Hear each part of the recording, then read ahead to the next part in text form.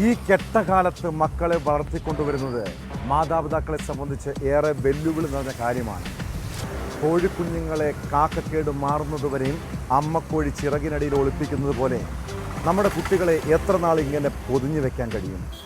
ഒന്ന് കണ്ണു തെറ്റിയാൽ കുഞ്ഞുങ്ങളെ റാഞ്ചിക്കൊണ്ടുപോകാൻ പല കഴുകന്മാരും കാത്തിരിക്കുന്നുണ്ട്. കൗമാരക്കാരായ മക്കളുള്ള അച്ഛനമ്മമാരുടെ ഉറക്കം കെടുത്തുന്ന രണ്ട് സംഭവങ്ങളെക്കുറിച്ച് കേൾക്കാൻ കഴിഞ്ഞു. കാസർഗോഡ് കൂട്ടുകാരിയുടെ വീട്ടിലേക്കെന്ന് പറഞ്ഞ് പുറത്തുപോയ 15-കാരി 2 ദിവസം ചിലവഴിച്ചത് കാമുകനൊപ്പം ലോഡ്ജിലാണ്.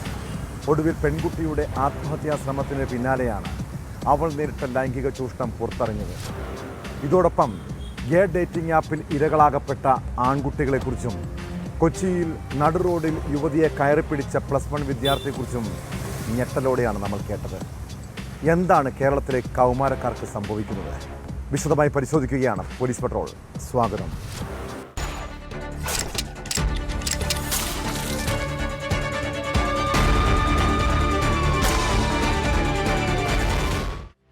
നിങ്ങളുടെ മക്കൾ സ്കൂളില്ലാത്ത ദിവസങ്ങളിൽ കൂട്ടുകാരുടെ വീട്ടിലേക്കെന്ന് പറഞ്ഞ് പുറത്തു പോകുന്നവരാണോ? ഇനി ക്ലാസ്സുള്ള ദിവസങ്ങളിൽ അവർ സ്കൂളിൽ എത്തുന്നുണ്ടെന്ന് നിങ്ങൾ അന്വേഷിക്കാറുണ്ടോ? മാതാപിതാക്കളെ കബളിപ്പിച്ച് വീട്ടിൽ നിന്നിറങ്ങുന്ന കുട്ടികൾക്ക് സംഭവിക്കുന്ന അപകടങ്ങളും ചതിക്കുഴികളും അവരെ പറഞ്ഞ് ബോധ്യപ്പെടുത്തേണ്ടതാണ്. കാസർഗോഡ് നിന്ന് കൂട്ടുകാരിയുടെ വീട്ടിലേക്ക് ഇറങ്ങിയ 15-കാരി 2 ദിവസം ചിലവഴിച്ചത് കാമുകനൊപ്പം ലോഡ്ജിൽ. വിവാഹം കഴിക്കാമെന്ന് വാഗ്ദാനം നൽകി കൊടവലം സ്വദേശി ദേവാനന്ദൻ 10ാം ക്ലാസ്സുകാരിയെ ലൈംഗികമായി ചൂഷണം ചെയ്തു. കുട്ടി തിരികെ വന്ന ശേഷവും സംഭവത്തെക്കുറിച്ച് വീട്ടുകാർ അറിഞ്ഞില്ല. ഒടുവിൽ പെൺകുട്ടി ആത്മഹത്യക്ക് ശ്രമിച്ചപ്പോഴാണ് പീഡന വിവരം പുറത്തറിയുന്നത്. 15-കാരിയെ പീഡിപ്പിച്ച കേസിൽ പ്രതി ദേവാനന്ദനെ വളപട്ടണം പോലീസ് അറസ്റ്റ് ചെയ്തു. സോഷ്യൽ മീഡിയ വഴി പരിചയപ്പെട്ടാണ് യുവാവ് പെൺകുട്ടിയെ പ്രണയം നടിച്ച് പീഡിപ്പിച്ചത്.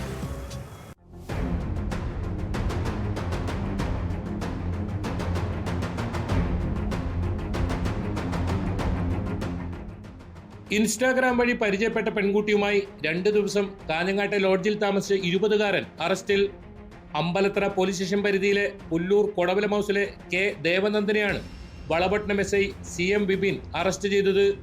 ലോഡ്ജിൽ താമസിച്ചതിന് ശേഷം ദേവനന്ദൻ വിവാഹ വാഗ്ദാനത്തിൽ നിന്ന് പിന്മാറിയതിൽ മനംനൊന്ത് പെൺകുട്ടി എലിവിഷം കഴിച്ച് ആത്മഹത്യക്ക് ശ്രമിച്ചതോടെയാണ് സംഭവം പുറത്തായത്.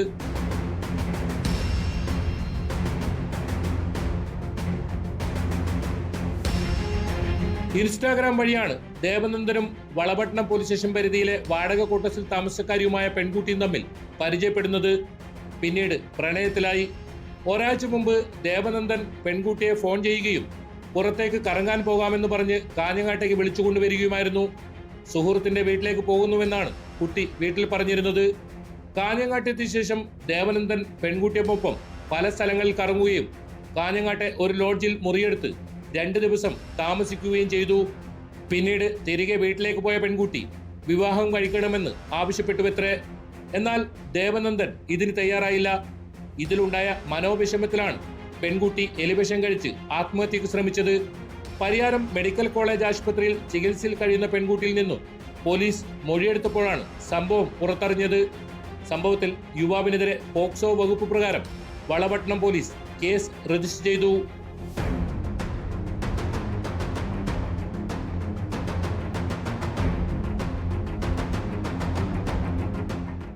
ന്യൂസ് 18 കാസർഗോഡ്. നമ്മുടെ കുട്ടികൾ മൊബൈൽ ഫോണിൽ എന്തൊക്കെ കാണുന്നുണ്ടെന്നും ആരൊക്കെയായി സൗഹൃദം കൂടുന്നുണ്ടെന്നും മാതാപിതാക്കൾ ഇടയ്ക്കൊക്കെ നിരീക്ഷിക്കുന്നത് നല്ലതാണ്. സോഷ്യൽ മീഡിയയിൽ പരന്നു കിടക്കുന്ന പല ആപ്ലിക്കേഷനുകളും വലിയ അപകടം ക്ഷണിച്ചു വരുത്തുന്നതാണ്. 18 വയസ്സ് പൂർത്തിയായാൽ മാത്രം ലോഗിൻ ചെയ്യാൻ കഴിയുന്ന ഇത്തരം ആപ്പുകളിൽ പ്രായം മറച്ചു വെച്ച് കുട്ടികൾ കയറുന്നുണ്ട്. കാസർഗോഡ് 16-കാരനെ തേടി മുതിർന്ന സുഹൃത്തുക്കൾ എത്തിയപ്പോഴാണ് മകൻ കുടുങ്ങിയ ഡേറ്റിംഗ് ആപ്പ് കെണിയെക്കുറിച്ച് വീട്ടുകാർ മനസ്സിലാക്കിയത്. സംസ്ഥാനത്ത് ഡേറ്റിംഗ് ആപ്പുകളിലൂടെ പ്രായപൂർത്തിയാകാത്ത നിരവധി കുട്ടികളെ ചൂഷണം ചെയ്യുന്നതായി പോലീസിൻ്റെ കണ്ടെത്തൽ. ഡേറ്റിംഗ് ആപ്പ് വഴി പരിചയം സ്ഥാപിച്ച് UPI വഴി പണം നൽകി വശീകരിച്ചാണ് കുട്ടികളെ പീഡിപ്പിച്ചത്. സർക്കാർ ഉദ്യോഗസ്ഥരും രാഷ്ട്രീയ നേതാക്കളും ഉൾപ്പെട്ട കേസിൽ ഒരാളെ കൂടി പോലീസ് അറസ്റ്റ് ചെയ്തു.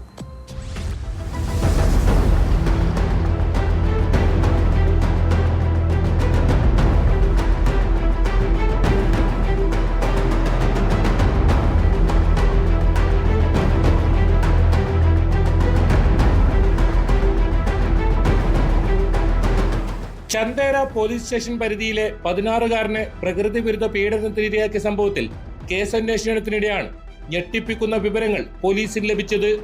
വിവിധ ഡേറ്റിംഗ് ആപ്പുകളിലൂടെ പ്രായപൂർത്തിയാകാത്ത ആൺകുട്ടികളെയും പെൺകുട്ടികളെയും വ്യാപകമായി ചൂഷണം ചെയ്യുന്നതായാണ് കണ്ടെത്തൽ. ഇതിനായി സംസ്ഥാനത്ത് ഒരു സംഘം തന്നെ പ്രവർത്തിക്കുന്നുണ്ട്. വിദ്യാർത്ഥിയുടെ മൊബൈൽ ഫോൺ പരിശോധനയിലാണ് പോലീസിന് ശക്തമായ തെളിവുകൾ ലഭിച്ചത്. ഇത്തരത്തിൽ നിരവധി പേർക്ക് ഡേറ്റിംഗ് ആപ്പിൽ അക്കൗണ്ട് ഉള്ളതായി പരിശോധനയിൽ വ്യക്തമായി. പ്രായപൂർത്തിയാകാത്ത വിദ്യാർത്ഥികൾക്ക് എങ്ങനെ ഇതിൽ അക്കൗണ്ട് തുറക്കാനായി എന്നതും പോലീസ് പരിശോധിക്കുന്നുണ്ട്. പ്രതികൾ വിദ്യാർത്ഥിയെ വിളിച്ചതും പണം അയച്ചു കൊടുത്തതായും അന്വേഷണ സംഘം കണ്ടെത്തി. 14 വയസ്സ് മുതൽ കുട്ടി പീഡനത്തിന് ഇരയായെന്നും കുട്ടിയുടെ മൊഴിയും സൈബർ തെളിവുകളുമാണ് നിർണായകമായതെന്നും പോലീസ് പറഞ്ഞു. അപ്ലോഡ് ചെയ്യുന്നത് ശരിയല്ല. At the same time pictures upload ചെയ്യുമ്പോൾ പ്രൊഫൈൽ പബ്ലിക് ആക്കുന്നത് ശരിയല്ല. ഒരു പ്രൈവറ്റ് പ്രൊഫൈൽ ആക്കി വെക്കണം. ഇങ്ങനത്തെ കാര്യങ്ങൾ സ്റ്റുഡൻസ് ടീച്ചേഴ്സ് ശ്രദ്ധിക്കണം. സ്കൂൾ ലെവലിൽ cyber behaviour which is acceptable, which is not acceptable, എങ്ങനെയാണ് ബിഹേവ് ചെയ്യേണ്ടത് ഓൺലൈനിൽ, ഇതെല്ലാം കാര്യങ്ങൾ സ്കൂൾ ലെവലിലും ഓർ പബ്ലിക് അവയർനെസ് ഒരു രീതിയിൽ വേണം. ചന്ദേരയിൽ രജിസ്റ്റർ ചെയ്ത കേസിൽ സർക്കാർ ജീവനക്കാരും പ്രാദേശിക രാഷ്ട്രീയ നേതാക്കളും ഫുട്ബോൾ പരിശീലകരും ഉൾപ്പെട്ടത് പോലീസ് ഗൗരവത്തോടെയാണ് കാണുന്നത്. സംഭവത്തിൽ ചന്ദേര, ചീമേനി, നീലേശ്വരം, ചിറ്റാരിക്കാൽ, വെള്ളരിക്കുണ്ട് പോലീസ് ഇൻസ്പെക്ടർമാരുടെ നേതൃത്വത്തിൽ പ്രത്യേക സംഘത്തെ രൂപീകരിച്ച് അന്വേഷണം ഊർജിതമാക്കി. ഇതുവരെ 10 പേരാണ് അറസ്റ്റിലായത്. ചന്ദേര പോലീസ് സ്റ്റേഷൻ പരിധിയിലെ 16-കാരൻ പ്രകൃതി വിരുദ്ധ പീഡനത്തിനിരയായ സംഭവത്തിൽ പോലീസ് രജിസ്റ്റർ ചെയ്ത കേസുകളുടെ എണ്ണം 10ആയി. നിലവിൽ കാസർഗോഡ് ജില്ലയ്ക്ക് പുറമെ കണ്ണൂർ, കോഴിക്കോട്, എറണാകുളം ജില്ലകളിലാണ് കേസുകൾ രജിസ്റ്റർ ചെയ്തിട്ടുള്ളത്. ഇരയുടെ മൊഴിയുടെ അടിസ്ഥാനത്തിൽ രജിസ്റ്റർ ചെയ്ത 14 കേസുകളിൽ പുതുതായി 2 എണ്ണം കൂടി കൂട്ടിച്ചേർത്തിട്ടുണ്ട്.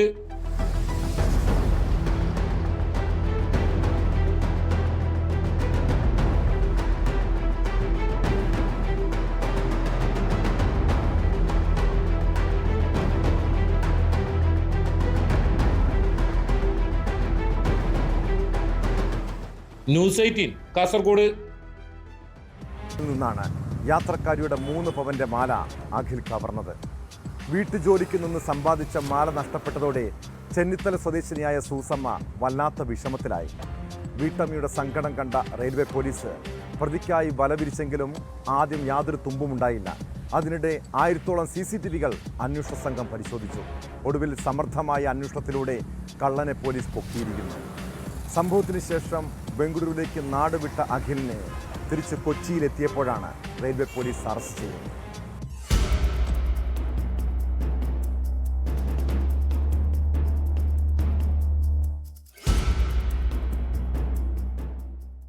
കഴിഞ്ഞ മാസം 13-ന് എറണാകുളത്തെ ജോലിസ്ഥലത്ത് നിന്നും സ്വദേശമായ ചെന്നിത്തലയിലേക്ക് പോകാനായി സൗത്ത് റെയിൽവേ സ്റ്റേഷനിലെ 5-ാം നമ്പർ പ്ലാറ്റ്ഫോമിൽ എത്തിയപ്പോഴാണ് സഹായിക്കാനെന്ന വ്യാജേനയെത്തിയ യുവാവ് സൂസമ്മയുടെ 3 പവൻ സ്വർണ്ണമാല മോഷ്ടിച്ചത്. പിന്നാലെ ഇവർ റെയിൽവേ പോലീസിന്റെ സഹായം തേടി. മെമോ വന്നപ്പോൾ ബാഗ് ചേച്ചെന്ന് പറഞ്ഞിട്ട് ഇവനെ എൻ്റെ ബാഗ് 2 എണ്ണം എടുക്കുന്നതിന് പേര് 1 ഓഫീസിൻ്റെ ബാഗേ എടുത്തുള്ളൂ. ഒരു 10 ചെവിടി ബാഗിൽ നടന്നതുമല്ല. ഇവൻ പെട്ടെന്ന് ഈ ബാഗ് എൻ്റെ ഫ്രണ്ടിലോട്ട് ഇങ്ങനെ ഇട്ടു. അപ്പോൾ ഞാൻ വാട്ട് ഹാപ്പൻസ് എന്ന് വിചാരിച്ചു. എന്ത് സംഭവിച്ചു എന്ന് കണ്ട് ഞാനിങ്ങനെ ബാഗ് എടുക്കാൻ കുരിഞ്ഞതല്ല, എൻ്റെ മാല ചരിഞ്ഞ് ഇങ്ങനെ ആയിട്ടാണ്. അപ്പോൾ ആ സഡൻ മാല 2 കൂടെ ടിക്കെന്നൊരു ശബ്ദം. എന്നെ വലിച്ചു എൻ്റെ പെടിൽ നോക്കുക ഒന്നും ചെയ്തില്ല. എന്തോ പൊട്ടിച്ചുകൊണ്ട് ഓടിക്കളഞ്ഞു. മോഷ്ടാവിനെ കുറിച്ച് ഒരു വിവരവും ലഭ്യമല്ലാതിരുന്നിട്ടും ഊർജിതമായ അന്വേഷണവുമായി റെയിൽവേ പോലീസ് മുന്നോട്ടു പോയി. തുടർന്ന് പരിശോധിച്ചത് 1000-ലധികം CCTV ദൃശ്യങ്ങൾ. CCTVകളിലൂടെയുള്ള മാരത്തൺ യാത്രക്കിടയിൽ പോലീസിന് നിർണായകമായ തെളിവുകൾ കണ്ടെത്താനായി. സൂസമ്മയുടെ പരാതിക്ക് പിന്നാലെ റെയിൽവേ സ്റ്റേഷനിൽ നിന്ന് പ്രതി അഖിൽ അഗസ്റ്റിൻ രക്ഷപ്പെട്ട ഓട്ടോറിക്ഷ കേന്ദ്രീകരിച്ചായിരുന്നു ആദ്യ അന്വേഷണം. കൊച്ചിയിൽ നിന്നും മുങ്ങുന്നതുവരെയുള്ള CCTVകൾ ഓരോന്നായി പോലീസ് ശേഖരിച്ചു. ഇതിനിടയിൽ പ്രതി പണം പിൻവലിക്കാനായി KSRTC ബസ് സ്റ്റാൻഡിന് സമീപത്തെ ATMിലെത്തുന്ന ദൃശ്യം ലഭിച്ചതും അന്വേഷണത്തിൽ നിർണായകമായി. മോഷ്ടിച്ച മാല പണയം വയ്ക്കാനായി കൊച്ചിയിലെ 2 സ്വകാര്യ ധനകാര്യ സ്ഥാപനങ്ങളിലാണ് ഇയാൾ കയറിയിറങ്ങിയത്. 2 പവന്റെ ഒരു മാല കൊച്ചിയിലും മറ്റൊരു മാല കൊല്ലത്തെ ധനകാര്യ സ്ഥാപനത്തിലും പണയം വെച്ചു. ഫോൺ രേഖകളിൽ നിന്നും ഇയാളുടെ നീക്കം നിരീക്ഷിച്ച പോലീസ് ആലുവയിൽ നിന്ന് പ്രതി ട്രെയിൻ മാർഗം ബാംഗ്ലൂരുവിലേക്ക് കടക്കാനായി ശ്രമം നടത്തുന്നതായി മനസ്സിലാക്കി. പോലീസ് പിന്തുടരുന്നുവെന്ന് മനസ്സിലാക്കിയതോടെ ഈ ശ്രമം ഉപേക്ഷിച്ച് ഇയാൾ ബസ് മാർഗം ബാംഗ്ലൂരുവിലെത്തി. ഫുട്ടേജുകൾ പരിശോധിച്ച് വിശകലനം ചെയ്തിട്ടുമാണ് ഇയാളെ നമുക്ക് കണ്ടുപിടിക്കാൻ സാധിച്ചിട്ടുള്ളത്. ഇയാൾ പൊട്ടിച്ച വഴി തന്നെ ഇയാൾ ഓടി രക്ഷപ്പെടുകയും ഇവിടുന്ന് അയാൾ കടന്നു കളയുകയും അതിനുശേഷം ഒരു ദിവസം ഇയാൾ വാച്ച് ചെയ്തതിനു ശേഷമാണ് ഇയാൾ ഈ സ്വർണ്ണമാല വിൽക്കുന്നതിലേക്ക് വേണ്ടി വന്ന് എറണാകുളത്ത് തന്നെയുള്ള ഒരു ധനകാര്യ സ്ഥാപനത്തിൽ ഈ സ്വർണ്ണമാല ഇയാൾ ആദ്യം പണയപ്പെടുത്തുകയും അതിനുശേഷം രണ്ടാമത്തെ മാല ഇയാൾ കൊല്ലം ഭാഗത്ത് പണയപ്പെടുത്തുകയും തുടർന്ന് പോലീസ് പുറകെയുണ്ടെന്ന് അറിഞ്ഞതിന്റെ അടിസ്ഥാനത്തിൽ ഇയാൾ ആ സ്വർണ്ണമാല പണയപ്പെടുത്തിയ സ്വർണ്ണമാല ഇയാൾ തിരിച്ചെടുത്ത് അത് വേറൊരു പാർട്ടിക്ക് മറിച്ചു കൊടുത്ത് അത് വിൽപ്പന നടത്തി ബാംഗ്ലൂർ ഒളിച്ച് താമസിക്കുകയായിരുന്നു. ബാംഗ്ലൂർ നടത്തിയ അന്വേഷണത്തിലാണ് ഇയാൾ അവിടെ നിന്ന് നാട്ടിലേക്ക് വരുന്ന വഴി വയറ്റിൽ വെച്ചാണ് ഇയാളെ നമുക്ക് അറസ്റ്റ് ചെയ്യാൻ സാധിച്ചിട്ടുള്ളത്. ബാംഗ്ലൂരുവിൽ നിന്ന് ഇയാൾ പണം പിൻവലിക്കാനായി ATMിലെത്തുന്ന ദൃശ്യവും ഇതിനിടയിൽ പോലീസിന് ലഭിച്ചു. ഈ മാസം 13-ന് ബാംഗ്ലൂരുവിൽ നിന്ന് ബസ് മാർഗം എറണാകുളത്ത് തിരികെ എത്തിയപ്പോഴാണ് അഖിൽ പോലീസിന്റെ വലയിലായത്. Ernakulam first class judicial magistrate കോടതിയിൽ ഹാജരാക്കിയ പ്രതിയെ 14 ദിവസത്തേക്ക് റിമാൻഡ് ചെയ്തു.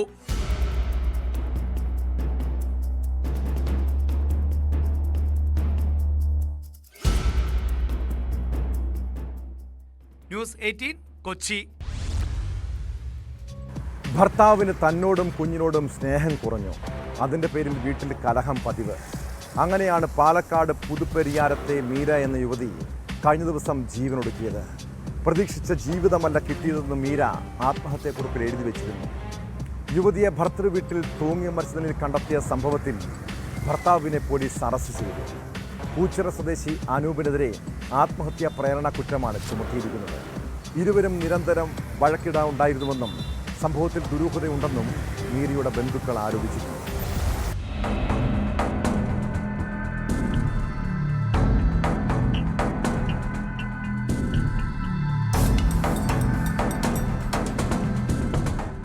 കഴിഞ്ഞ ബുധനാഴ്ച രാവിലെയാണ് മാട്ടുമന്ത ചോളോട് CN പുരം സ്വദേശിനി 32 വയസ്സുള്ള മീരയെ ഭർത്താവ് അനൂപിന്റെ പാലക്കാട് പുതുപ്പരിയാരത്തുള്ള വീട്ടിൽ തൂങ്ങി മരിച്ച നിലയിൽ കണ്ടെത്തിയത്.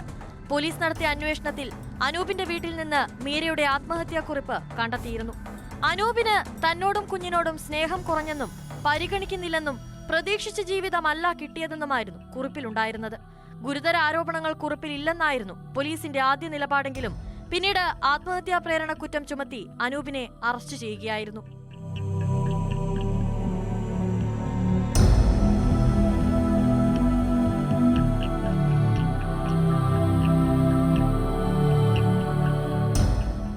അനൂപിന്റെയും മീരയുടെയും രണ്ടാം വിവാഹമാണിത്. 1 വർഷം മുൻപായിരുന്നു വിവാഹം നടന്നത്. ഫുഡ് ഡെലിവറിയാണ് അനൂപിന്റെ ജോലി. ഇരുവരും നിരന്തരം വഴക്കിടാറുണ്ടായിരുന്നുവെന്നും സംഭവത്തിൽ ദുരൂഹതയുണ്ടെന്നും മീരയുടെ ബന്ധുക്കൾ ആരോപിച്ചിരുന്നു. മരണത്തിന്റെ തലേന്ന് ഭർത്താവുമായി പിണങ്ങി മീര മാട്ടുമന്തയിലെ സ്വന്തം വീട്ടിലെത്തിയിരുന്നു. അന്ന് രാത്രി തന്നെ അനൂപ് മീരയുടെ വീട്ടിലെത്തി തിരികെ കൂട്ടിക്കൊണ്ടുപോയി. പിറ്റേന്ന് രാവിലെയാണ് അടുക്കള ഭാഗത്ത് വർക്കേരിയയിലെ സീലിംഗിൽ മീരയെ തൂങ്ങി മരിച്ച നിലയിൽ കണ്ടെത്തിയത്. കോടതിയിൽ ഹാജരാക്കിയ അനൂപിനെ റിമാൻഡ് ചെയ്തു.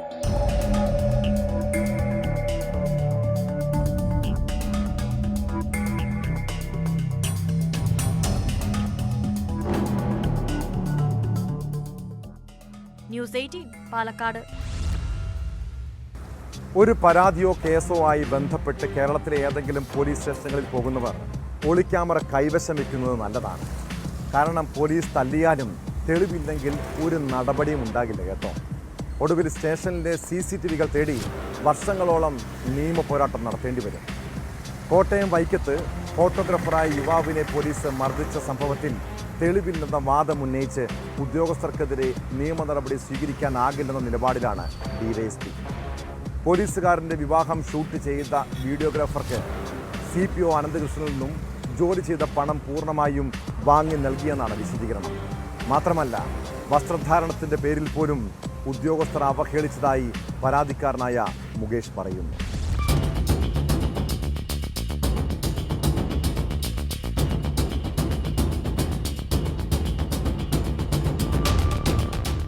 വൈക്കം പോലീസ് സ്റ്റേഷനിൽ നിന്ന് മർദ്ദനമേറ്റതിന്റെ പിറ്റേ ദിവസം തന്നെ മുകേഷ് പോലീസുകാർക്കെതിരെ പരാതിയുമായി വൈക്കം DYSP വിജയനെ സമീപിച്ചിരുന്നുവെന്ന് DYSP ഓഫീസിൽ നിന്ന് ജൂലൈ 22 നൽകിയ അക്നോളജ്മെന്റ് നോട്ടീസിൽ നിന്ന് വ്യക്തം. പരാതിയുമായി DYSP സമീപിച്ചപ്പോൾ നൽകിയ മറുപടിയെ സംബന്ധിച്ച് മുകേഷ് തന്നെ പറയട്ടെ.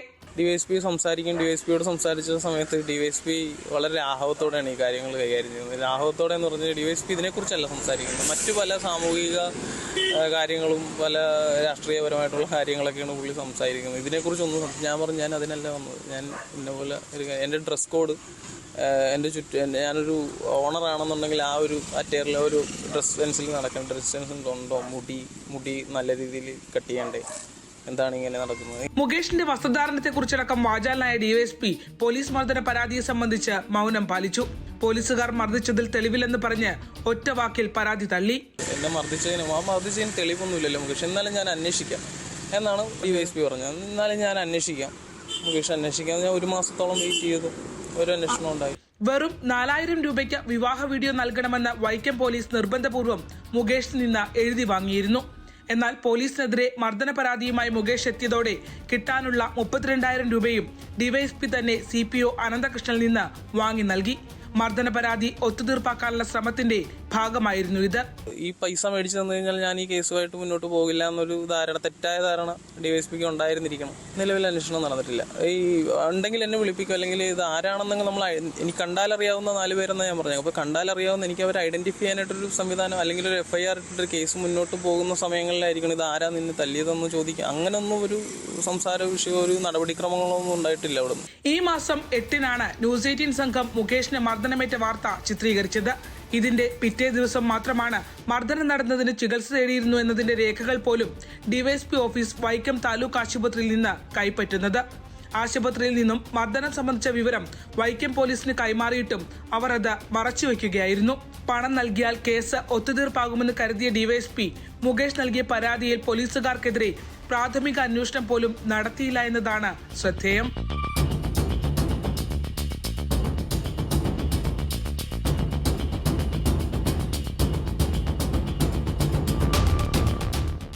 ശരണ്യ സ്നേഹജൻ, ന്യൂസ് 18 ആലപ്പുഴ. ഒരു സ്ത്രീയെ പട്ടിയെ തല്ലുന്നതുപോലെ പരസ്യമായി പൊതുസ്ഥലത്ത് വെച്ച് ആക്രമിക്കുന്ന കാഴ്ച. തല്ലുകൊണ്ടവർ നിലവിളിച്ചിട്ടും മനസാക്ഷിയില്ലാതെ വീണ്ടും ക്രൂരത. തിരുവനന്തപുരം ബ്രൈമൂർ എസ്റ്റേറ്റിൽ ആളുകൾ നോക്കി നിൽക്കെയാണ് വീട്ടമ്മയ്ക്ക് മർദ്ദനമേൽക്കേണ്ടി വന്നത്.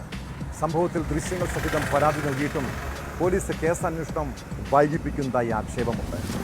കൊല്ലം ഇത്തിവ സ്വദേശിനിയായ ജലീല ബീവിയെ ആക്രമിച്ച കല്ലറ സ്വദേശി ഷാജിക്കെതിരെ കേസെടുത്തെങ്കിലും അറസ്റ്റ് ഉണ്ടായിട്ടില്ല. കഴിഞ്ഞ മാസം 8-നാണ് സാമ്പത്തിക തർക്കത്തിനിടെ ജലീല ബീവിക്ക് മർദ്ദനമേറ്റത്.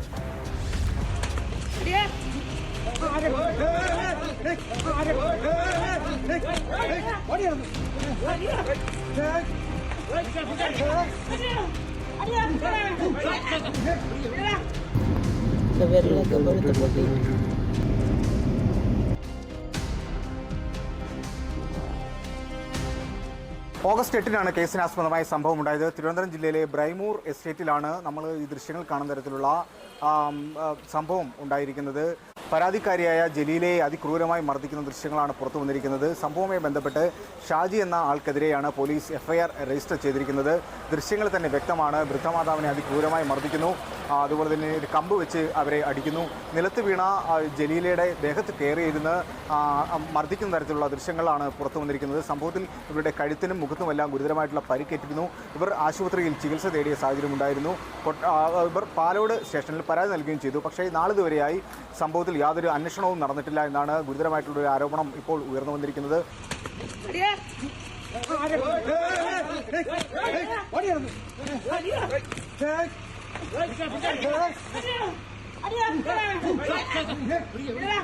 ഈ കല്ലറ സാധ്യങ്ങൾ കൂടി മരുന്ന് മേടിച്ച് അവശതയാക്കിയിട്ടാണ് ഇവരെന്നെ ഈ ദേഹോത്തരം ചെയ്തത്. ഞാനത് സംസാരിക്കുകയും പറയുകയും ചെയ്തു. കണക്കും കാര്യങ്ങളും എല്ലാം ചോദിക്കുന്നതിന്റെ പേരിലാണ് അവരെന്നെ ഇങ്ങനെ കൊല്ല ചെയ്തത്. എനിക്ക് ഇതിനൊരു നീതി ഉണ്ടാക്കി തരണം. സ്റ്റേഷനിൽ കൊണ്ടുപോയി പരാതി കൊടുത്തിട്ട് അവർ FIR ഇട്ടതല്ല, ഇതുവരെ അവർ അന്വേഷിച്ചില്ല, അവരെ അറസ്റ്റ് ചെയ്തില്ല.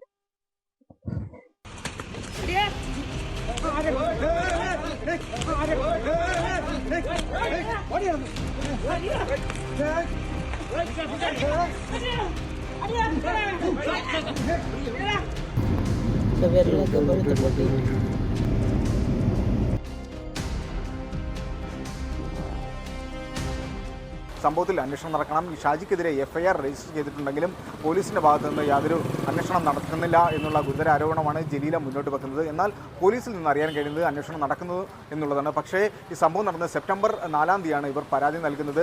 ആശുപത്രിയിൽ അഡ്മിറ്റ് ആയതിനു ശേഷം സെപ്റ്റംബർ 4-ാം തീയതിയാണ് പരാതി നൽകുന്നത്. പക്ഷേ ഈ പരാതി നൽകുന്ന കാലയളവിനുള്ളിൽ തന്നെ ഇയാൾ ഒളിവിൽ കഴിയുന്നു എന്നാണ് നമുക്കിപ്പോൾ അറിയാൻ കഴിയുന്നത്. ഈ ദൃശ്യങ്ങൾ ഭീകരമാണ്. ഒരു വൃദ്ധമാതാവിനെ അതിക്രൂരമായി മർദ്ദിക്കുന്നു, കമ്പ് വെച്ച് മർദ്ദിക്കുന്നു, അസഭ്യം പറയുന്നു എന്നുള്ളതാണ് സംഭവവുമായി ബന്ധപ്പെട്ട് നമുക്ക് അറിയാൻ കഴിയുന്ന വിവരം.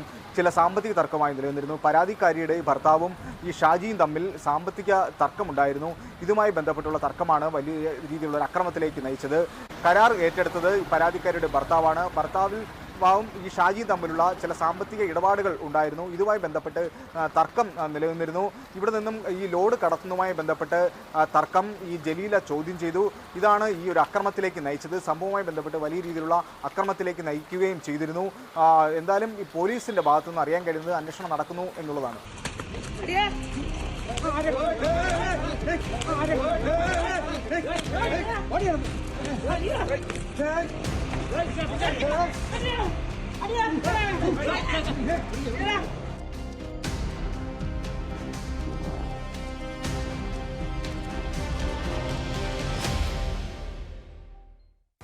പുണ്യനഗരമായ ധർമ്മസ്ഥലം ഇപ്പോൾ ഭയപ്പെടുത്തുന്ന ഭൂമിയാണ്. ഒട്ടേറെ ദുരൂഹതകൾ ഒളിഞ്ഞിരിക്കുന്ന മണ്ണ്. കൊലപാതക പരമ്പരയിൽ അന്വേഷണ സംഘം പലതും മറച്ചു വെക്കുമ്പോഴും കുടിച്ചിട്ട പല രഹസ്യങ്ങളും പുറത്തു വരുന്നുണ്ട്. ബംഗ്ലഗുഡയിൽ നിന്ന് 9 മൃതദേഹാവശിഷ്ടങ്ങൾ കൂടി SIT കണ്ടെത്തിയെന്നാണ് വിവരം. കുട്ടിയുടെയും സ്ത്രീകളുടെയും മൃതദേഹാവശിഷ്ടങ്ങളാണ് തിരിച്ചറിയിൽ ലഭിച്ചത്. ഇനിയും കൂടുതൽ അസ്ഥികൾ കണ്ടെത്താൻ കഴിയുമെന്നാണ് സൂചന. റവന്യൂ വകുപ്പ്, വനം വകുപ്പ്, മറ്റു ഉദ്യോഗസ്ഥർ എന്നിവരുടെ സഹായത്തോടെയാണ് മണ്ണ് കുഴിച്ചുള്ള പരിശോധന നടക്കുന്നത്.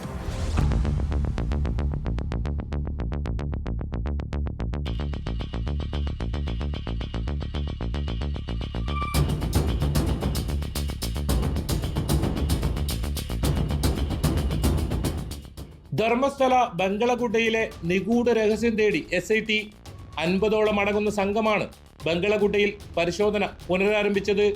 കഴിഞ്ഞ ദിവസം ഉപരിതലത്തിൽ ചിതറിക്കിടക്കുന്ന രീതിയിൽ 7ഓളം മനുഷ്യാസ്ഥികൂടങ്ങൾ ഇവിടെ നിന്നും കണ്ടെത്തിയിരുന്നു. ഒപ്പം മന്ത്രവാദത്തിനെന്ന് സംശയിക്കുന്ന വസ്തുക്കളും കണ്ടെത്തിയിരുന്നു. ലഭിച്ച തലയോട്ടികളിൽ ഒന്ന് കുട്ടിയുടേതാണെന്ന് സംശയിക്കപ്പെടുന്നു. ഇതേ തുടർന്നാണ് ഈ മേഖല കേന്ദ്രീകരിച്ച് വിശദമായ പരിശോധന നടത്താൻ SIT തീരുമാനിച്ചത്. റവന്യൂ, വനം വകുപ്പ് ഉൾപ്പെടെയുള്ള ഉദ്യോഗസ്ഥരും പരിശോധനയിൽ SITക്കൊപ്പമുണ്ട്. സെപ്റ്റംബർ 7-ന് മഹസർ തയ്യാറാക്കുന്നതിന്റെ ഭാഗമായി പ്രദേശത്തെത്തിയപ്പോൾ ഒരു അസ്ഥി കൂടെ ലഭിച്ചിരുന്നു. തുടർന്ന് ഇവിടം SITയുടെ കനത്ത കാവലിലായിരുന്നു. കൊല്ലപ്പെട്ട സൗജന്യയുടെ അമ്മാവൻ വിറ്റൽ ഗൌഡയുടെ സാന്നിധ്യത്തിലായിരുന്നു മഹസർ തയ്യാറാക്കിയിരുന്നത്.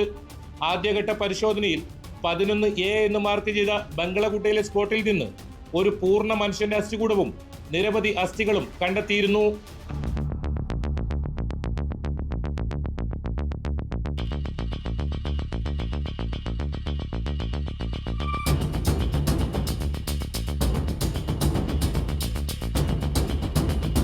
ഇതിലെന്താ പറഞ്ഞു കഴിഞ്ഞാൽ അതിന്റെ സത്യാവസ്ഥ എന്താ പറഞ്ഞു കഴിഞ്ഞാൽ അത് ഒരുപാട് ആഴത്തിൽ കുഴിച്ചിട്ടില്ല. ഈ 1 മുതൽ 5 വരെ എന്ന് പറയുന്നത് ഈ ഒരു പുഴന്റെ സൈഡാണ്. അവിടെ വെള്ളം വന്നും കൊണ്ടിരിക്കുന്ന ഒരു സാഹചര്യം ഉണ്ടായിരുന്നു.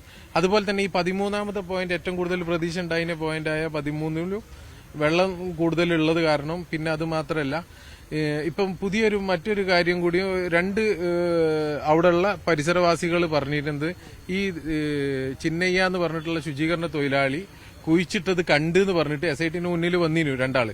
പക്ഷെ അവരുടെ കേസ് SIT പരിഗണിക്കാത്തത് കാരണം പിന്നെ അവര് ഹൈക്കോടതിയിൽ പോയി. ഇപ്പൊ അവരെ കേസ് പരിഗണിച്ച് ഹൈക്കോടതിയിൽ നിന്ന് ഉത്തരവ് കിട്ടിയിട്ടുണ്ട്. ഇവര് പറയുന്ന സ്ഥലം കൂടിയും മണ്ണ് മാന്തി പരിശോധിക്കണം എന്നുള്ളത്.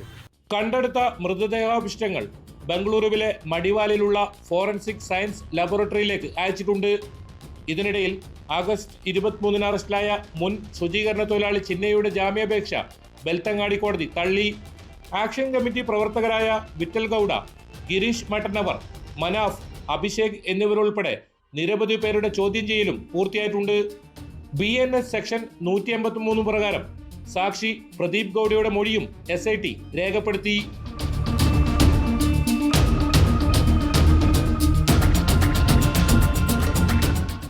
ന്യൂസ് 18 ധർമ്മസ്ഥല. ജാതീയത കൊടികുത്തി വാഴുന്ന തമിഴ്നാട്ടിൽ ദുരഭിമാന കൊലകൾ പതിവായി നടക്കുന്നുണ്ട്. ഇതര സമുദായത്തിൽപ്പെട്ടവർ തമ്മിൽ പ്രണയിച്ചാലും വിവാഹം കഴിച്ചാലും പകയും പ്രതികാരവുമായി ബന്ധുക്കൾ രംഗത്തിറങ്ങും. തമിഴ്നാട്ടിൻ്റെ മയിലാടുതുറയ്ക്ക് സമീപമുണ്ടായ ഒരു ദുരഭിമാന കൊലപാതകമാണ് ഒടുവിലത്തെ ദുരന്തം. പെൺവീട്ടുകാരുടെ എതിർപ്പ് മറികടന്ന് വിവാഹം കഴിച്ചതിന് പിന്നാലെയാണ് യുവാവിനെ വെട്ടിക്കൊന്നത്. ദളിത് യുവാവായ വൈരമുത്തുവിനെ 6 അംഗ സംഘം അരുവാള് കൊണ്ട് വെട്ടിക്കൊലപ്പെടുത്തുകയായിരുന്നു. കേസിൽ 5 പ്രതികളെ പോലീസ് അറസ്റ്റ് ചെയ്തു.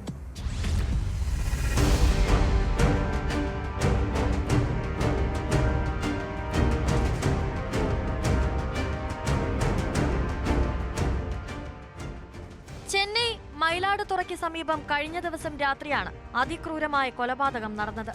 28-കാരനായ വൈരമുത്തുവിനെ 6 അംഗ സംഘം അരിവാൾ ഉപയോഗിച്ച് ആക്രമിക്കുകയായിരുന്നു.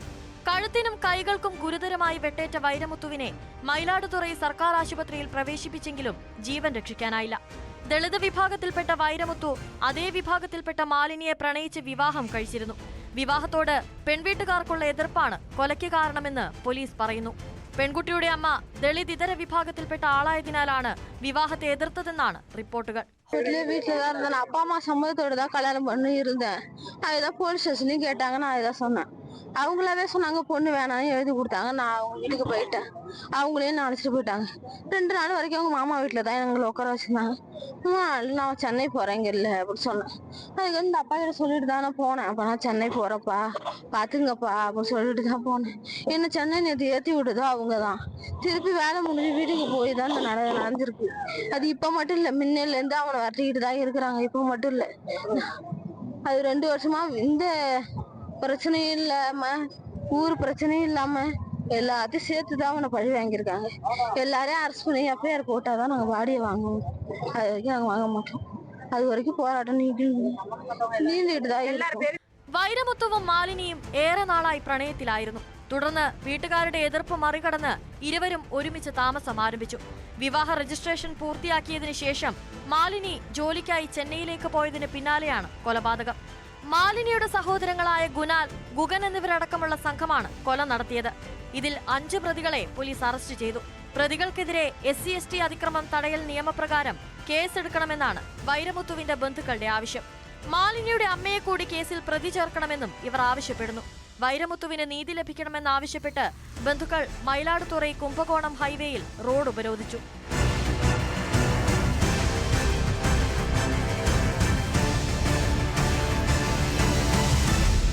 ന്യൂസ് 18 ചെന്നൈ.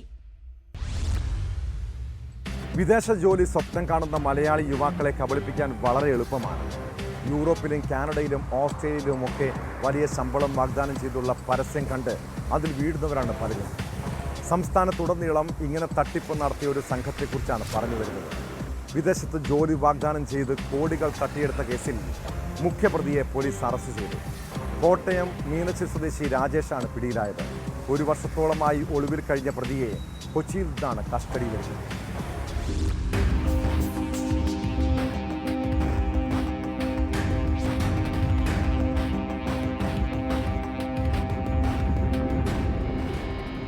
വിദേശത്ത് ജോലി വാഗ്ദാനം നൽകി കേരളത്തിന്റെ വിവിധ ഭാഗങ്ങളിൽ നിന്ന് പണം തട്ടിയ കേസിലെ പ്രതിയാണ് പിടിയിലായത്. കോട്ടയം മീനച്ചിൽ സ്വദേശി IV രാജേഷിനെയാണ് തൊടുപുഴ പോലീസ് അറസ്റ്റ് ചെയ്തത്.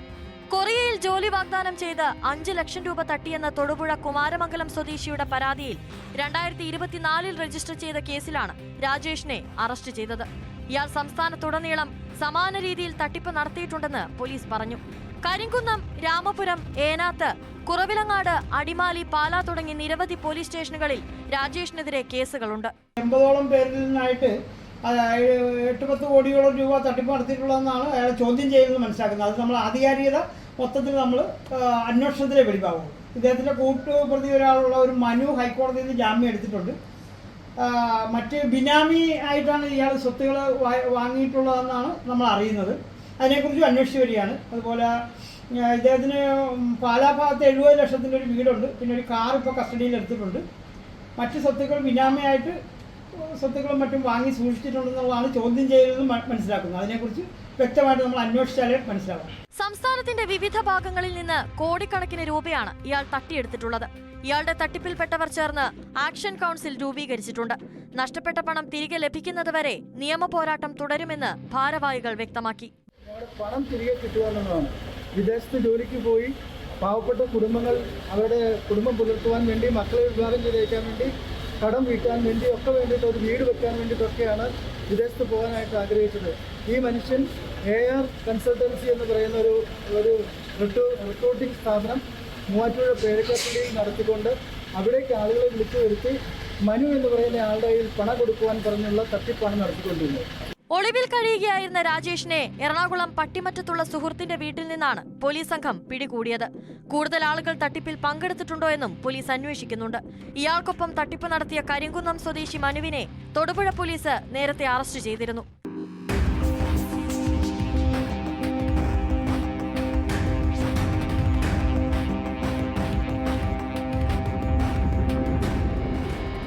ന്യൂസ് 18 ഇടുക്കി. ഷെയർ ട്രേഡിംഗിൽ പണം നിക്ഷേപിച്ചാൽ ഇരട്ടി ലാഭമുണ്ടാക്കാം. കൊച്ചി സ്വദേശിയെ കബളിപ്പിച്ച് ഓൺലൈൻ തട്ടിപ്പ് സംഘം ഇങ്ങനെ തട്ടിയെടുത്തത് 1-2 കോടിയല്ല, 26 കോടി രൂപയാണ്. മലയാളി ഉൾപ്പെടുന്ന വൻ സംഘം ഇതിന് പിന്നിൽ പ്രവർത്തിക്കുന്നുണ്ടെന്നാണ് വിവരം. കൊച്ചിയിലെ സൈബർ തട്ടിപ്പ് കേസിൽ ആദ്യത്തെ അറസ്റ്റ് ഉണ്ടായിരിക്കുന്നു. കൊല്ലം അഞ്ചൽ സ്വദേശിനിയായ സുജിതയെയാണ് സൈബർ പോലീസ് അറസ്റ്റ് ചെയ്തത്. പരാതിക്കാരനായ കൊച്ചിയിലെ വ്യവസായി വ്യാജ ഷെയർ ട്രേഡിംഗ് ആപ്പിലെ നിർദ്ദേശപ്രകാരം പണം കൈമാറിയ അക്കൗണ്ടുകളിൽ നിന്ന് സുജിതയുടെ നിന്നാണ് പോലീസ് കണ്ടെത്തൽ.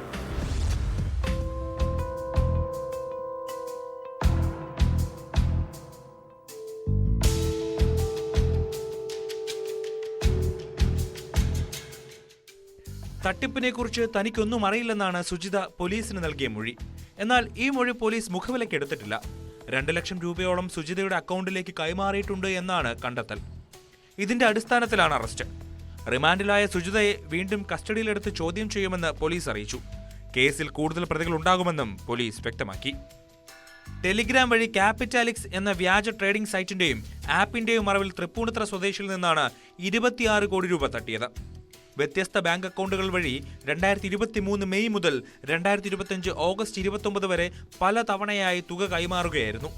ആദ്യഘട്ടത്തിൽ 1.5 കോടി രൂപ ലാഭവിഹിതമായി പരാതിക്കാരന് തിരികെ കിട്ടി. ഇതിൽ വിശ്വസിച്ച് 25 കോടിയോളം വീണ്ടും നിക്ഷേപിച്ചു.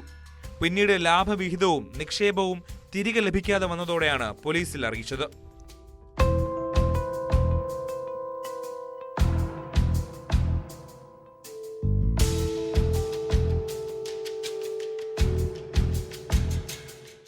വാട്സാപ്പ് വഴിയാണ് പ്രതികൾ ആദ്യം ബന്ധപ്പെട്ടത്. പിന്നീട് ടെലിഗ്രാം വഴിയും സമ്പർക്കം പുലർത്തി. വിപണി മൂല്യമുള്ള കമ്പനികളുടെ ഓഹരി ചെറിയ തുകയ്ക്ക് വാങ്ങി നൽകാമെന്നും വൻതുക ലാഭമായി ലഭിക്കുമെന്നുമായിരുന്നു വാഗ്ദാനം. രാജ്യത്ത് ഓൺലൈൻ സൈബർ നിക്ഷേപ തട്ടിപ്പിലൂടെ ഒരാളിൽ നിന്ന് തട്ടിയെടുത്ത ഏറ്റവും വലിയ തുകയാണിത്.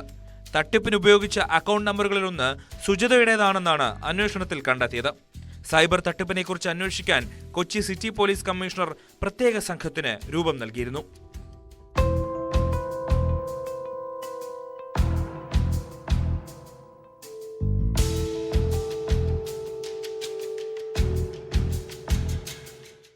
ന്യൂസ് 18 കൊച്ചി.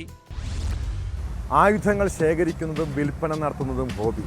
അതിനായി മലപ്പുറം എടവണ്ണയിലെ വീട്ടിൽ സൂക്ഷിച്ചത് 20 എയർ ഗണ്ണുകളും 3 പിസ്റ്റളുകളും 200-ലധികം വെടിയുണ്ടകളും 40 പെല്ലറ്റ് ബോക്സുകളും. എടവണ്ണ സ്വദേശി ഉണ്ണിക്കമ്മദിൻ്റെ വീട്ടിലെ പരിശോധനയിൽ നിർണായകമായ വിവരങ്ങൾ പോലീസിന് ലഭിച്ചിട്ടുണ്ട്. ഇയാളിൽ നിന്ന് തോക്കുകൾ വാങ്ങിയവരും നിരീക്ഷണത്തിലാണ്. വെറും ഹോബിക്ക് വേണ്ടിയാണ് ഇത് കൈവശം വെച്ചതെന്ന പ്രതിയുടെ മൊഴി പോലീസ് പൂർണ്ണമായും വിശ്വസിച്ചിട്ടില്ല. ഇയാൾക്ക് ആയുധങ്ങൾ എത്തിച്ചവരെക്കുറിച്ചും അന്വേഷിക്കുന്നുണ്ട്.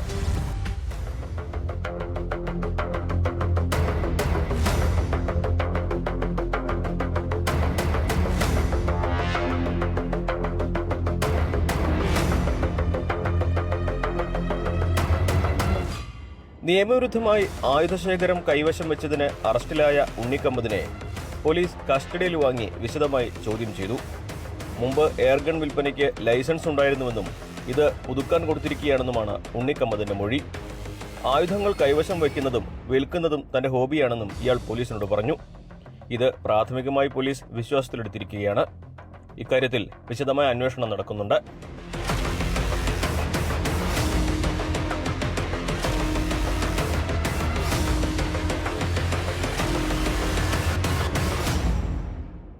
ഇയാളിൽ നിന്ന് തോക്ക് വാങ്ങിയ 2 പേരെ പാലക്കാട് നിന്നും പോലീസ് പിടികൂടിയിരുന്നു. ഇവരുടെ മൊഴിയുടെ അടിസ്ഥാനത്തിലാണ് ഉണ്ണിക്കമ്പതിലേക്ക് പോലീസ് എത്തിയത്. പാലക്കാട് പിടിയിലായ പ്രതികൾ മൃഗവേട്ടയ്ക്ക് വേണ്ടിയാണ് ഉണ്ണിക്കമ്പതിൽ നിന്നും ആയുധം വാങ്ങിയത്. അതോടൊപ്പം ഉണ്ണിക്കമ്പതിൽ നിന്ന് പിടികൂടിയ തോക്കുകൾ മുൻപ് ഉപയോഗിച്ചിട്ടുണ്ടോ എന്ന് കണ്ടെത്താനായി ബാലിസ്റ്റിക് പരിശോധനയ്ക്ക് അയച്ചിരിക്കുന്നു. തിരുവനന്തപുരം ഫോറൻസിക് ലാബിലാണ് പരിശോധന നടക്കുക. ആയുധങ്ങൾ എവിടെ നിന്ന് ലഭിച്ചു എന്നതിനെക്കുറിച്ചും ആർക്കെല്ലാം വിറ്റു എന്നതിനെപ്പറ്റിയും പോലീസ് വിശദമായ അന്വേഷണം തുടങ്ങിയിട്ടുണ്ട്. ചോദ്യം ചെയ്യുന്നതിനും തെളിവെടുപ്പിനുമായി ഉണ്ണിക്കമ്പതിനെ 2 ദിവസത്തേക്കാണ് പോലീസ് കസ്റ്റഡിയിൽ വിട്ടിരിക്കുന്നത്. ചോദ്യം ചെയ്യലിന് ശേഷം ഇയാളെ അടുത്ത ദിവസം കോടതിയിൽ ഹാജരാക്കും. പോലീസിന് പുറമെ വനം വകുപ്പ് ഉദ്യോഗസ്ഥരും ഇന്റലിജൻസ് വിഭാഗവും ഉണ്ണിക്കമ്പതിനെ വിശദമായി ചോദ്യം ചെയ്തു.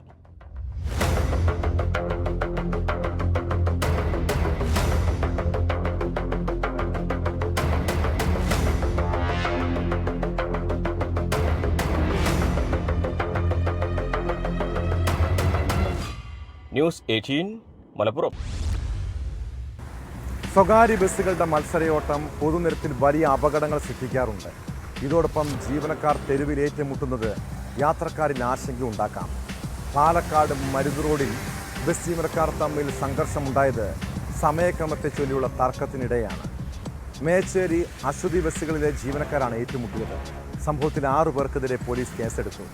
ഇതിൽ മേച്ചേരി ബസ്സിലെ ജീവനക്കാരനായ രാജേഷ് കുമാർ മദ്യപിച്ചിരുന്നതായി പരിശോധനയിൽ തെളിഞ്ഞു.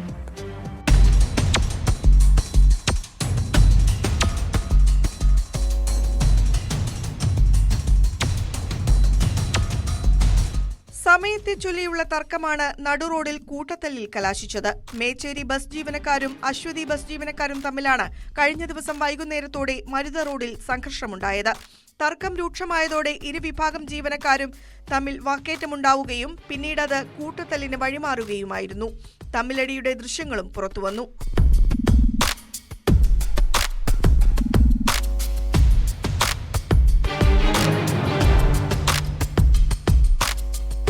സംഘർഷത്തെ തുടർന്ന് കുറച്ചു സമയം ഗതാഗത തടസ്സമുണ്ടായി. നാട്ടുകാരുടെയും യാത്രക്കാരുടെയും പരാതിയെ തുടർന്നാണ് പോലീസ് സ്ഥലത്തെത്തി നടപടി സ്വീകരിച്ചത്. സംഭവത്തിൽ 6 ബസ് ജീവനക്കാർക്കെതിരെ പോലീസ് കേസെടുത്തു. മേച്ചേരി ബസ്സിലെ ജീവനക്കാരനായിരുന്ന രാജേഷ് കുമാർ മദ്യലഹരിയിലായിരുന്നുവെന്ന് പ്രാഥമികാന്വേഷണത്തിൽ കണ്ടെത്തിയിട്ടുണ്ട്. ഇയാൾക്കെതിരെ കൂടുതൽ നടപടികളുണ്ടാകും.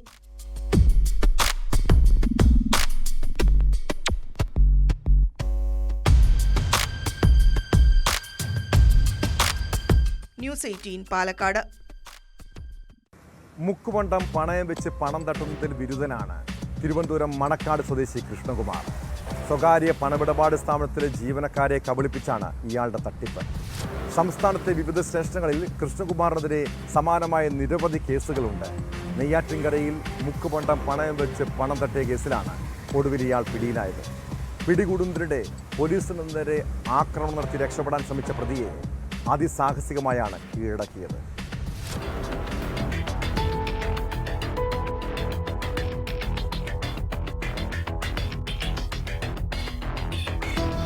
കഴിഞ്ഞ മാർച്ച് 17-ന് നെയ്യാറ്റിൻകര ഹോസ്പിറ്റൽ ജംഗ്ഷനിൽ പ്രവർത്തിച്ചുവരുന്ന വേലായുധം ഫിനാൻസിൽ മുക്കുപണ്ടം കൊണ്ടുള്ള വള പണയം വെച്ച് 70,000 രൂപ കൈക്കലാക്കിയ കേസിലാണ് അറസ്റ്റ്. തിരുവനന്തപുരം മണക്കാട് സ്വദേശിയായ കൃഷ്ണകുമാറിനെ നെയ്യാറ്റിൻകര പോലീസാണ് പിടികൂടിയത്. പിടികൂടുന്നതിനിടയിൽ പോലീസിന് നേരെ ആക്രമണം നടത്തി രക്ഷപ്പെടാൻ പ്രതി ശ്രമിച്ചു. അതിസാഹസികമായാണ് ഇയാളെ പിടികൂടിയതെന്ന് പോലീസ് പറയുന്നു.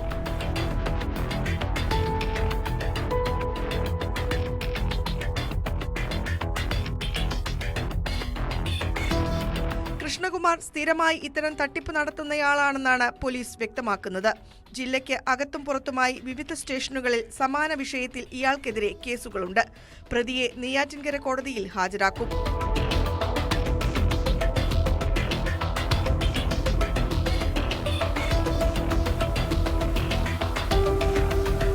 ന്യൂസ് 18 നെയ്യാറ്റിൻകര. മോഷണ പരമ്പര മൂലം പൊറുതിമുട്ടിയിരിക്കുകയാണ് തിരുവനന്തപുരം മാറനല്ലൂരിലെ നാട്ടുകാർ. വീടുകളും വ്യാപാര സ്ഥാപനങ്ങളും കേന്ദ്രീകരിച്ച് മാത്രമല്ല, വാഹനങ്ങൾ മോഷ്ടിക്കുന്ന സംഘവും സജീവമാണ്. മാറനല്ലൂർ സ്റ്റേഷൻ പരിധിയിലാണ് വീണ്ടും മോഷണമുണ്ടായത്. സ്കൂളിന് മുന്നിൽ നിർത്തിയിട്ടിരുന്ന വാനാണ് പ്രായപൂർത്തിയാകാത്തയാൾ ഉൾപ്പെടെ 4 അംഗ സംഘം കവർന്നത്. കാറുമായി കറങ്ങി നടന്ന സംഘത്തെ നെയ്യാറ്റിൻകര പോലീസ് പിടികൂടി മാറനല്ലൂർ പോലീസിന് കൈമാറി.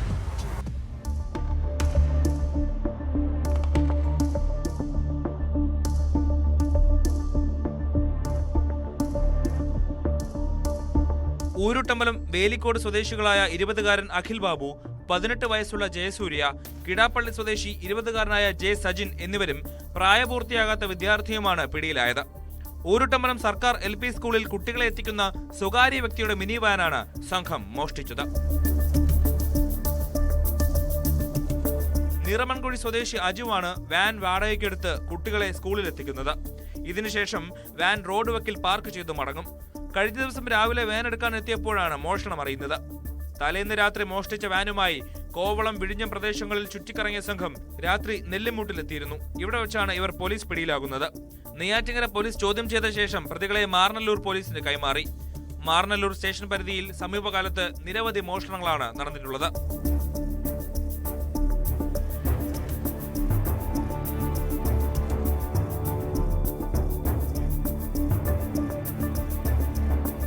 ന്യൂസ് 18 നെയ്യാറ്റിങ്കര. സംസ്ഥാനത്ത് രാസലഹരി വേട്ട തുടരുകയാണ്. തിരുവനന്തപുരം നെയ്യാറ്റിങ്കരയിൽ 33 ഗ്രാം MDMA-യുമായി യുവാവ് പിടിയിലായി. ആറ്റിങ്ങൽ സ്വദേശി അതുൽ രാജിനെയാണ് പോലീസ് അറസ്റ്റ് ചെയ്തത്. കൊല്ലം കൊട്ടിയത്ത് 14 ഗ്രാം MDMA-യുമായി 3 പേർ എക്സൈസിന്റെ വലയിലായി. മുഖത്തല സ്വദേശികളായ ആനന്ദു കൃഷ്ണൻ, അരുൺ, ശരത് മോഹൻ എന്നിവരാണ് പിടിയിലായത്. മലപ്പുറം കുറ്റിപ്പുറത്ത് MDMA-യുമായി യുവാവിനെ അറസ്റ്റ് ചെയ്തു.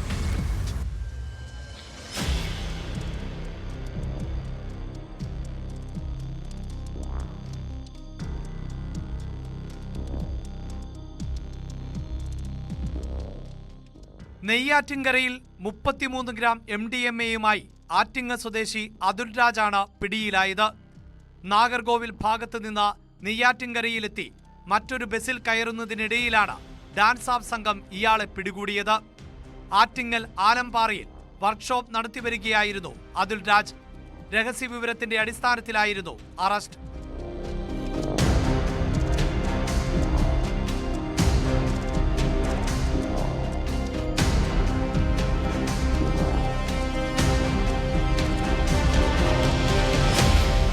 കൊല്ലം കൊട്ടിയത്ത് 3 പേരാണ് MDMA-യുമായി പിടിയിലായത്. ആദ്യം അനന്തു കൃഷ്ണൻ 2.45 ഗ്രാം MDMA-യുമായി കോടാലിമുക്കിൽ നിന്നും പിടിയിലായി. ഇയാൾ നൽകിയ വിവരങ്ങളുടെ അടിസ്ഥാനത്തിൽ രാത്രി കിഴവൂർ മദ്രസയ്ക്ക് സമീപം നടത്തിയ റെയ്ഡിൽ അരുൺ, ശരത് മോഹൻ എന്നിവരും പിടിയിലായി. ഇവരിൽ നിന്ന് 11.78 ഗ്രാം MDMA കണ്ടെത്തി. പോലീസ് അന്വേഷണത്തിൽ അരുണിനും ശരത് മോഹനും രാസലഹരി കച്ചവടവുമായി നേരിട്ട് ബന്ധമുണ്ട് എന്ന് വ്യക്തമായി. രഹസ്യവിവരത്തിന്റെ അടിസ്ഥാനത്തിൽ സിറ്റി പോലീസ് കമ്മീഷണർ കിരൺ നാരായണന്റെ നേതൃത്വത്തിൽ കൊട്ടിയം SHO പ്രദീപ്, SI രഘുനാഥ്, CPO-മാരായ പ്രശാന്ത്, ശംഭു, ഹരീഷ്, വിനോദ് എന്നിവരും ഡാൻസ് ഓഫ് അംഗങ്ങളും ചേർന്നാണ് പ്രതികളെ കുടുക്കിയത്. കോടതിയിൽ ഹാജരാക്കിയ പ്രതികളെ റിമാൻഡ് ചെയ്തു.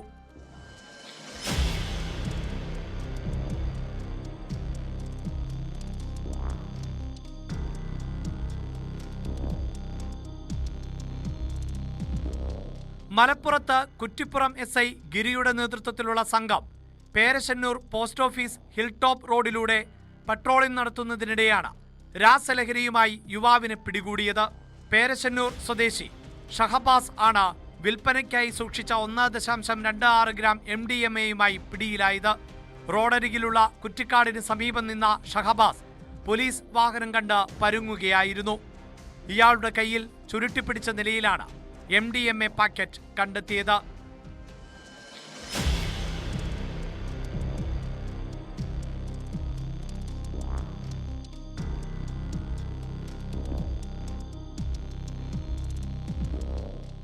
വിവിധ ബ്യൂറോകൾക്കൊപ്പം ന്യൂസ് ഡെസ്ക്, ന്യൂസ് 18. കുറ്റകൃത്യങ്ങളുടെ മറ്റു ചില വാർത്തകൾ ചുരുക്കത്തിൽ. കണ്ണൂർ തോട്ടടയിൽ SFI എടക്കാട് ഏരിയ സെക്രട്ടറി വൈഷ്ണവിനെ കുത്തിക്കൊലപ്പെടുത്താൻ ശ്രമിച്ച കേസിലെ പ്രതി അറസ്റ്റിൽ.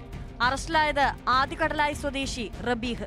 ലഹരി മാഫിയയിൽ അംഗമായ ഇയാൾ കൊലക്കേസിലടക്കം നിരവധി കേസുകളിൽ പ്രതിയാണെന്ന് പോലീസ്.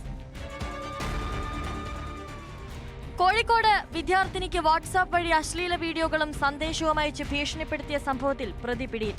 തൃശൂർ സ്വദേശി സംഗീത് കുമാറാണ് പിടിയിലായത്. പാലക്കാട് കോങ്ങാട് നിന്നും കാണാതായ 2 പെൺകുട്ടികളെ കണ്ടെത്തി.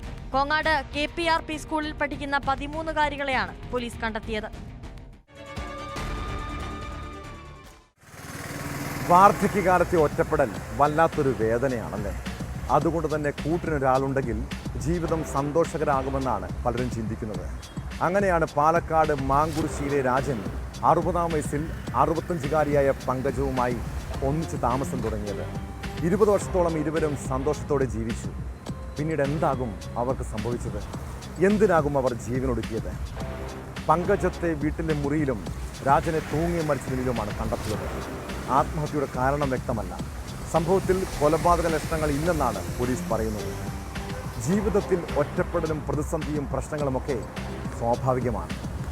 80 വയസ്സ് പിന്നിട്ട രാജനും പങ്കജത്തിനും സംഭവിച്ചത് എന്താണെന്ന് പോലീസ് അന്വേഷിക്കണം. ഇതോടെ പോലീസ് പട്രോൾ പൂർണ്ണമാവും. നമസ്കാരം.